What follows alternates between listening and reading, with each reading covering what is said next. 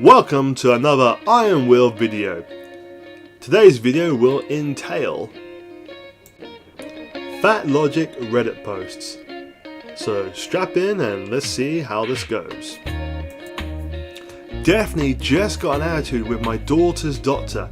Don't you dare try telling me in front of my 7-year-old that she's overweight. She's a kid! And she is in the 99th percentile for her weight. And she is absolutely solid. It's her genetics, not our lifestyle. Morons.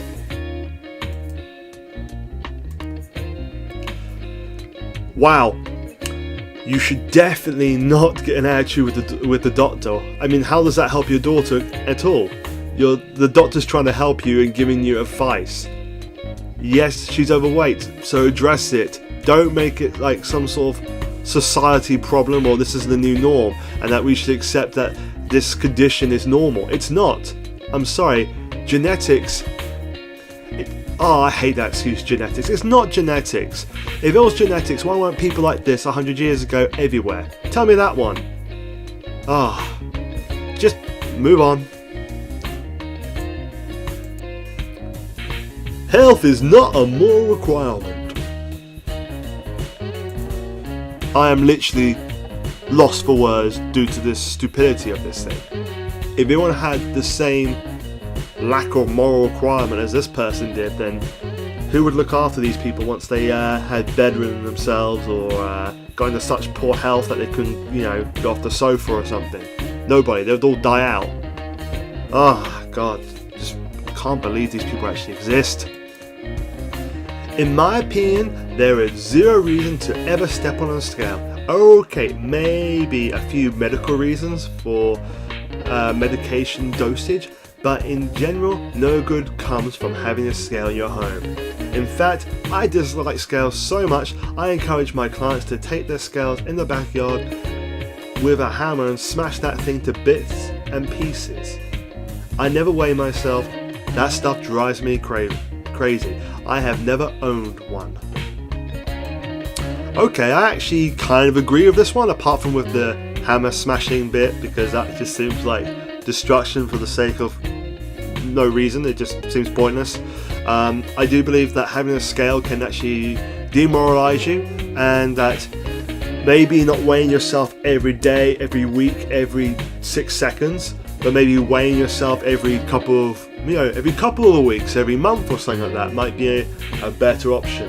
And also that when someone is overweight and then starts doing strength training, they may discover that they may actually gain a little bit of weight before they lose some. So that might be a reason why not to actually look at the scale so much. So I'm 50-50 on this, but don't just start destroying scales. It's just not worth it. You'll just end up buying a new one eventually.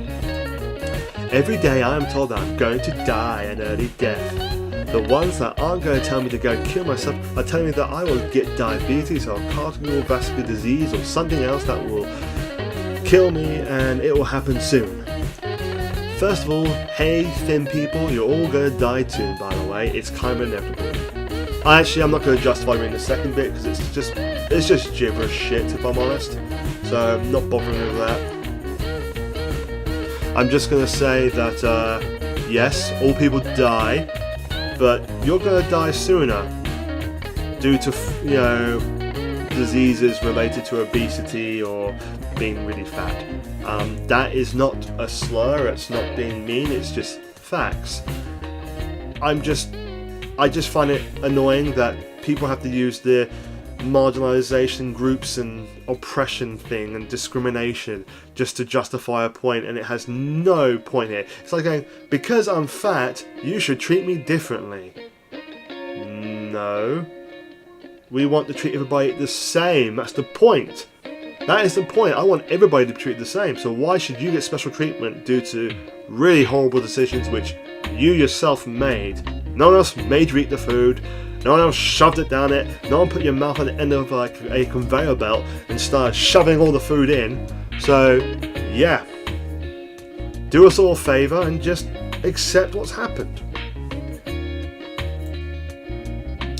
Thin privilege is fitting to any bathroom stall you want. It is also using the big store when you are tiny and not mobility impaired, and knowing perfectly well you have co-workers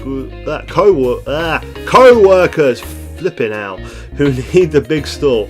I have taken to loudly sighing and clearing my throat while I wait for the accessible store to be available. In most cases I don't mind, but at work it just makes me so angry. On top of all this, everyone else prefers the big stall, so often it is out of toilet paper, even after I added an extra dispenser. Wow, I seriously, I didn't even know this was a big problem. I mean, how big do you have to be that you can't fit inside a bathroom stall?